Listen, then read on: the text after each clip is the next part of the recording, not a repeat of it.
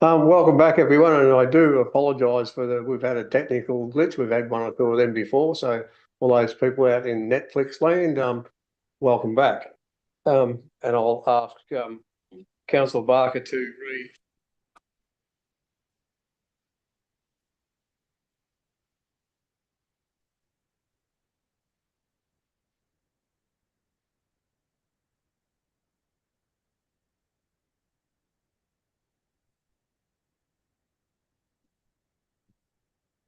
So did everyone hear that, or do I need to say it again? We're back? Yep. Okay, Councillor Barker, if you wouldn't mind going back to where we were before our break. And sorry for the extra little break. Thank you, Mayor Ismay. I was just checking with Abram in regard to this property at 671 Neil Harrow Road, but the agreement under section 173, whether there had been any challenges or concerns by neighbouring properties in regard to this. So it followed through the usual procedure of advertising, and we received no comments or feedbacks from any of the concerned people, and hence it was approved under CEO delegation. If there is any objection received and not resolved, it generally goes to council. Thank you. So section 173 means that this owner can be confident that they have this permit available at any time to complete their development. Yeah, so the permit is already available. So this section 173 will go against the title of the property that has got the house in it, and then which means if they sell it ever to someone else, they will know that there is a neighboring property where there is intensive farming, and that might have farming equipments in there. They might have some, spray drift and dust and those kind of things. So people will acknowledge that they have that information before they can make the decision on purchasing. Very good. Thank you. So we now have a recommendation there. So, Councillor Barker. Thank you, Mayor Ismay. I would like to recommend that Council authorises the use of the Common Seal in compliance with the Hindmarsh Shire Council Governance Local Law in the execution of the Section 173 Agreement for Lots 3 and 4 on TP 534702A and Crown Allotment 6 and 6A, Parish of Wynnum, 671 Neil Harrow Road, Nil, Victoria 3418, and in accordance with Condition 4 on the approved planning permit PA 18770294. Thank you. For a second up. Councillor Clark. Like to speak to the motion? No. Thank you. No, thank you. Righto. No one wants to speak against the motion, I'll put the motion all in favour. Against, motion carried. Thank you.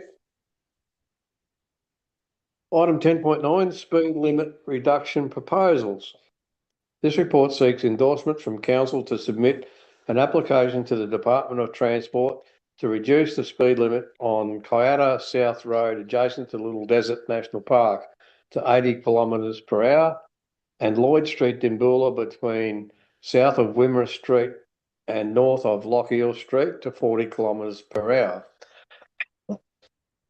This report also recommends writing a letter to Minister for Roads and Road Safety, the Honourable Melissa Horne, requesting action on proposed speed changes. So I'll open up for discussion with both of those areas. I can talk about Dimboola. Absolutely. So since being in town in the early days, I joined the Dimboola Town Committee. So if I recall, it's always been an issue since then. I know it's a Vic road, so it's always been a tricky issue to try and reduce the speed limit. But the discussion has always been about the fact that people have witnessed mainly trucks speeding down that road. So that's the concern. So a few traders, because they're there, including myself, predominantly every day, every week, every year, through the windows, we can see trucks speeding. and it's quite concerning. The public have raised the same awareness. We do have a high proportion of elderly people. So that's the concern, I guess, for this topic here, is the fact that we do witness trucks speeding down that road, and they generally double trucks as well. So yeah, so there's a community concern that's been officially raised here. So that's my point. Yeah. All right, councillor Barry? Yeah, I drop down there often, and to be honest, it should be 40. The amount of people that back out, the amount of people that cross the road, they park on one side, go to the other side of the shops, and there's no actually designated foot crossing, that would make it a lot better. Yeah. And also now that the town is busier too, we've got more shops, we've got more tourists, we got people using that strip more often. So it's I think it's quite timely. Yeah. Okay, councillor Barker. Thank you, Mayor Ismay. My question is directed to our Director of Infrastructure in regard to the Kayada South Road. The reduction down to 80 kilometres an hour, and I note the 11 near misses noted in this report to us. I was wondering how it came about that we started looking at this. Was it due to after the fires, due to the mallee fowl that's mentioned in here as well, and other species, and how council became aware of this issue in this area? So the original request came due to the sighting of mallee fowl in that area to reduce the speed, and then we did. There is a lot of vegetation on either side, which are prohibited from removing as well because they're all protected. And then we looked deep down into the performance of the road as well. There's the Compass IoT is the database created by Department of Transport and maintained that reports about 11 near misses in there. We also did the traffic counts in July. And the average speed over there was about 96, so people drove slow around those bends anyway. So reinforcing that with permanent 80 kilometers per hour would be, local people already know to drive slow, but for the visitors, we need to make sure that it's marked in there so that there's no other incidents. And we also looked at the curve radius, super elevation, and all those things which are not meeting the standard as well. So 80 kilometers per hour would be recommended as speed zone for that environment. Through you, Mr. Mayor, I was also contacted by a local farmer in the area requesting the temporary speed reduction, but asking if we could look at making it permanent also. Oh, very good. It's good to hear the community letting us know about an issue that they're aware of. Yeah, thank you. Councillor Barrett. I think 2016 to 2018, I went down that road every workday. And I think the contractors and all that, after 2 years, I think it was 2 mallee fowl and about 25 kangaroos. So, and I honestly think 80 k's is well and truly fair enough. Yeah. Nice. That was back then, so really, it's only got worse, hasn't it? Thank you. Take a motion, that effective you want. Yeah. I'll move the motion that one, the council authorises a speed limit reduction application to the Department of the Transport and Planning for the Kayada South Road from Jordan Road for 2.25 kilometres heading south adjacent to the Little Desert National Park, and Lloyd Street, Dimboola, from south of Wimmera Street to north of Lochiel Street. And two, authorises a mayor to write to Minister for Roads and Road Safety, the Honourable Melissa Horn, seeking support and action on speed changes in Kayada. Thank you. And a second? Seconder? And we go the road, Kayada South Road from Jordan Road for 2.25 kilometres heading south adjacent to the Little Desert National Park and Lord Street, Dimboola, from south of Wimmera Street to north of Lochiel Street. Thank you. Now I'll ask for a seconder. Councillor Barker. Like to speak to the motion? No, we already have. Okay. Councillor Barker. Thank you, Mayor Ismay, I think it is really good when our community lets us know about issues that they're experiencing, especially in areas that we may not use or may never use. So it's really important to have that community collaboration. Thank you. Yep. Yeah. Thank you. No one wants to speak against the motion. So I'll put the motion, all in favour. Against, the motion is carried. Thank you. Item 10.10, safer local roads and infrastructure grant applications.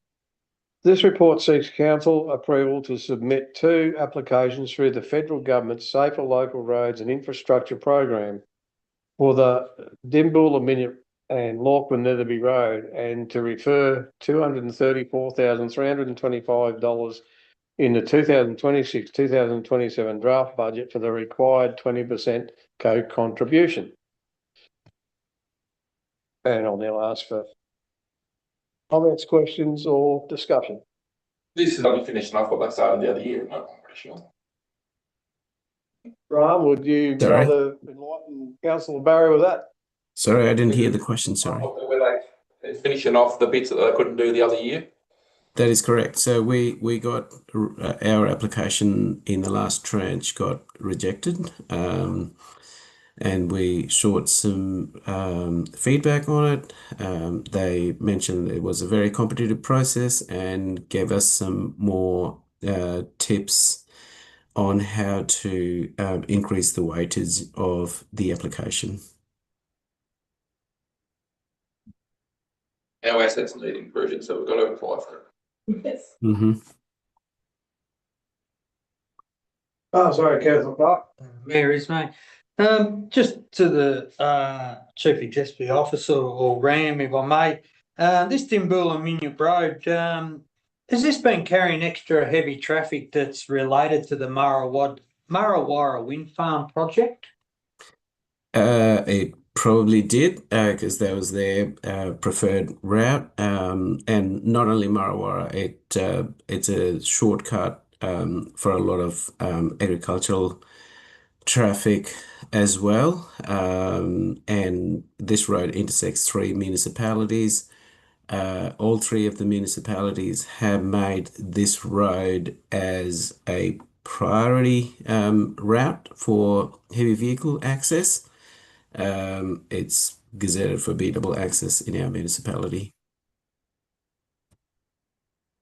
Thank you. And would it be fair to say that this Dimboola Minyip Road, obviously, yeah, like you said, has been used in a renewable energy product, and we refer back to the renewable energy statement that the council's just taken. So what we're saying is that if now that we're in a new renewable energy zone, this council position statement would make us able to get back some money from these builders of these renewable energies to take care of our roads better. Would that be a fair statement? Potentially. So some of those projects, the planning approval sits with the state government. Municipal councils are invited for comments, and one of our statement mentioned clear that we should be getting the fair share of investment in our road network if that's getting utilised for some of those projects. So and the application will make reference to that statement as well, which might add a little bit of weightage into evaluation. Thank you. And if I may, Mayor, just one last question. The Lachlan Netherby and Lachlan road works, is this just an extension of the road works that we've already conducted out there?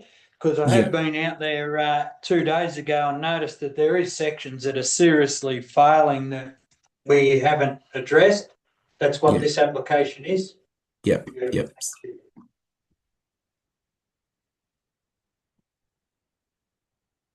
Councillor Clark, we could really nearly take a motion from you on that if you wanted to. Oh, thank you, Mayor. Yeah, look, I'll move a recommendation that council approves the application under the Safer Local Road and Infrastructure Program for the Dimboola Minyip Road and the Lachlan Netherby and the Lachlan Road upgrades. and 2 refers an allocation of $234,325 comprising council's co-contribution to the 2026-2027 draft budget. Thank you. And the seconder? Councillor Aiken? Speaker market? I think Councillor Barry's already said, roads is very important in this area. If we can get them fixed and better, let's get on it. Right. I agree. Yep. I'd just like to add that, yeah, good luck with the grant application. And that seems like, you know, mostly it's the only way we can get these roads done. Yep. All right, I think we're all in agreement. I don't need to ask for anyone speaking against the motion. All in favour? Against the motion carried. Thank you. Righto. Item 11.1 advisory committees, and we have a whole list of committees here. I don't know that I need to read them all out. I think you can all read that for yourselves. And a recommendation. Oh, I'd like to. Yes, Councillor Barker? I did notice on some of the advisory committee minutes that participants in those groups were bringing issues that they were finding that could be put in through the portal on our website rather than bringing them up. And I think that if I'm correct, when issues occur and they're put in through the portal on our website, that a response is made pretty promptly between 24 and 48 hours. So it would be useful for the participants in these meetings to know that that's a really good way to go, because you get the feedback quite quickly and you get met with, or the discussion happening. Is that correct? Yes. So by utilising the customer action request on our website, it's logged immediately into our system. So there's no delay, and it then follows the appropriate processes. Thank you. And I'd like just to add to that through the chair that, let's say on some of the meetings I've been to, especially the town committee meeting at Rainbow, that we'd actually bring it up and put it through the portal because something needed to be done straight away, and we've been putting it through on that night, so then it have an action straight away. Thank you. Okay, Councillor Clark. Yeah, thanks, Mayor. I just noticed here too that with the Jupara Township Committee, in between being sick and hopefully now allowed to go on a bit of a holiday, I have been to a few meetings with them. I was there when the 3 people listed here were nominated and accepted, and they are great people doing a fantastic job. Yeah. So we have a.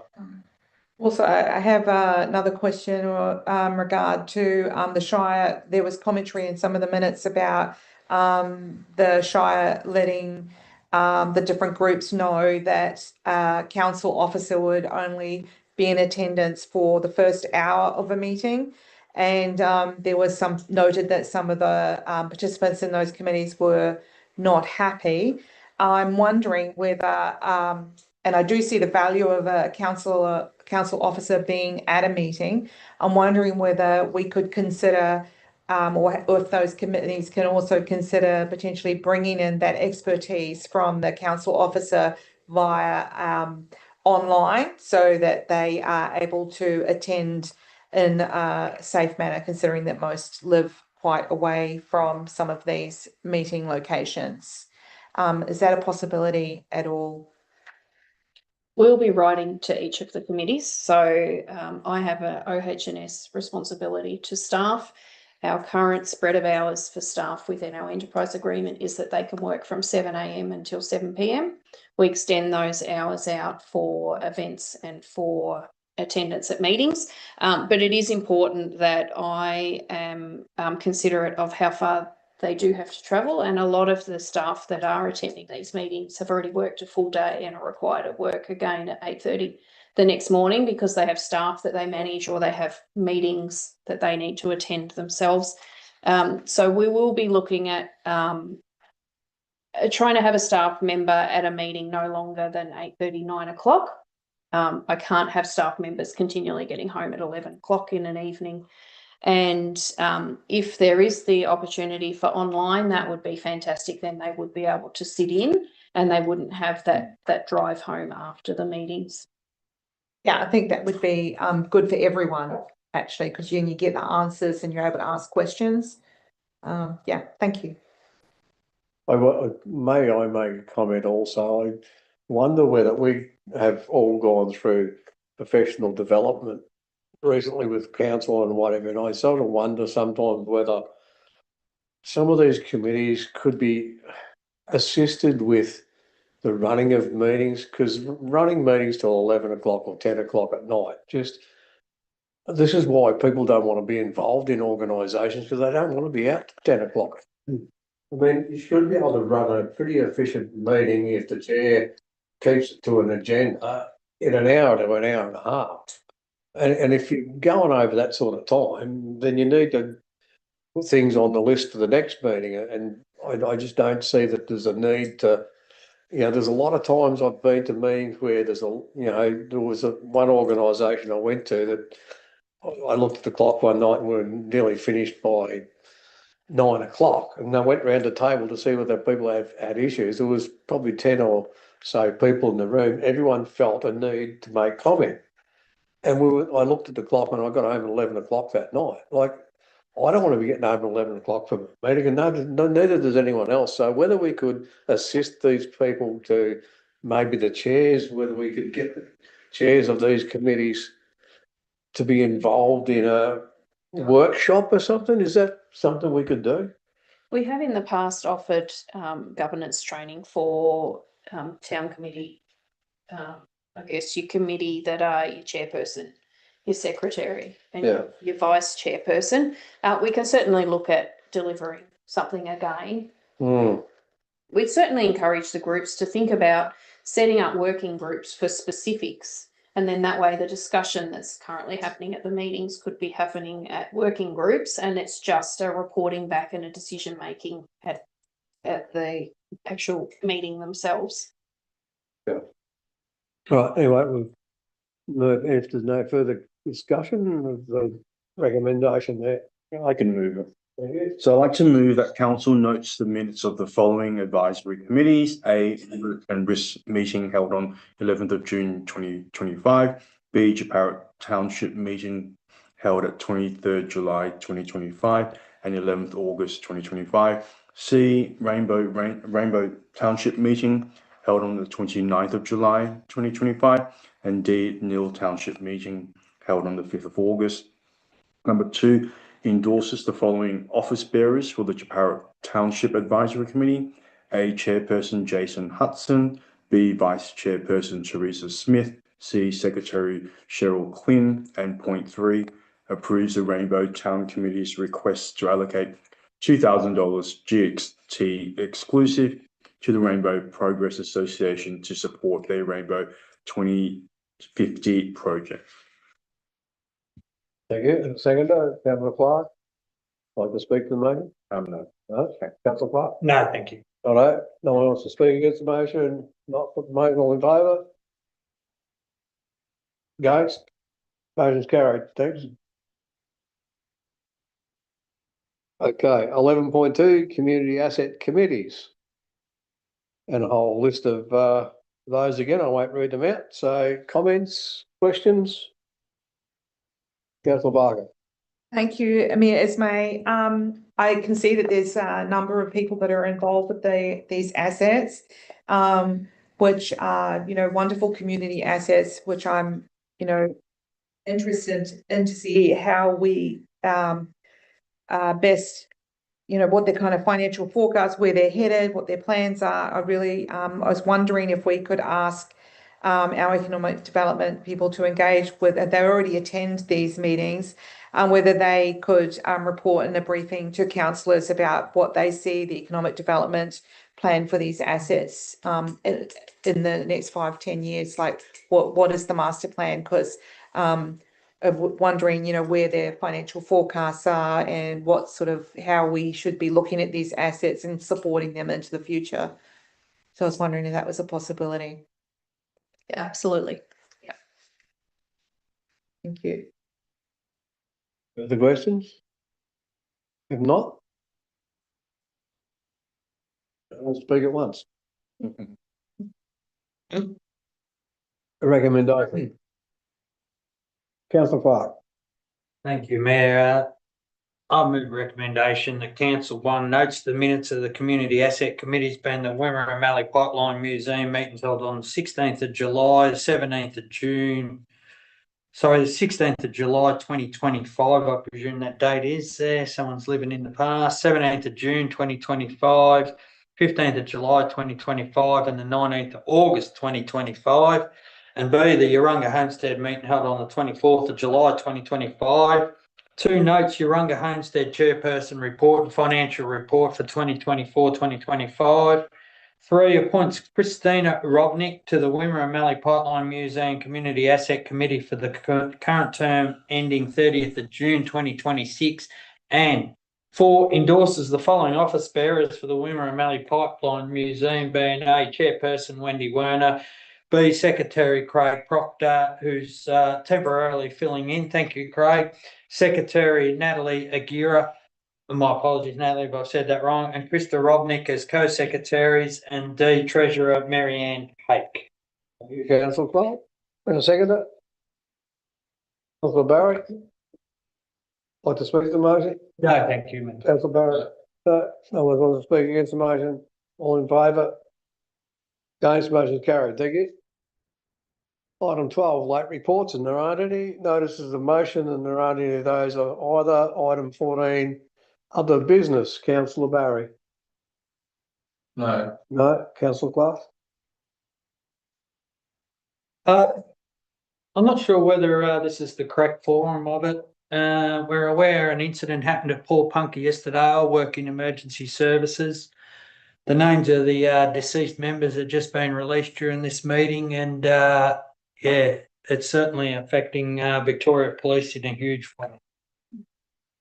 So my condolences to family members and colleagues of these deceased members. Yeah.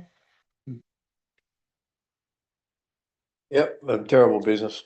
Okay, thank you. Nothing further. No, thank you. Councillor Lloyd? Nothing. Councillor Barker? No. Councillor Aitken? Councillor Barry, you seem very cheered. No comment.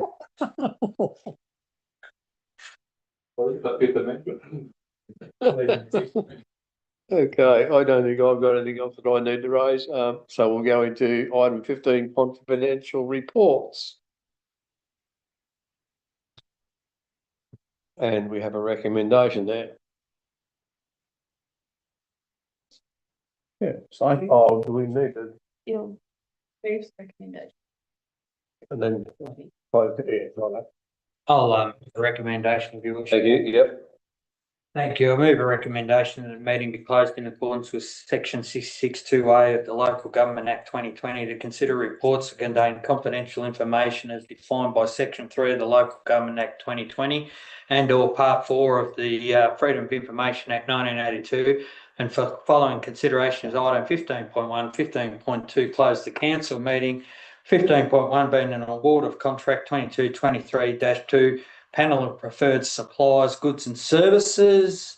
This report will contain personal or confidential information. It would prejudice the council's position in a commercial negotiation if prematurely released. And 15.2, aware of contract or award of contract 2425-042, supply of gravel. This report contains council business that if released would prejudice the council's position in a commercial negotiation if prematurely released. Thank you. Want a seconder?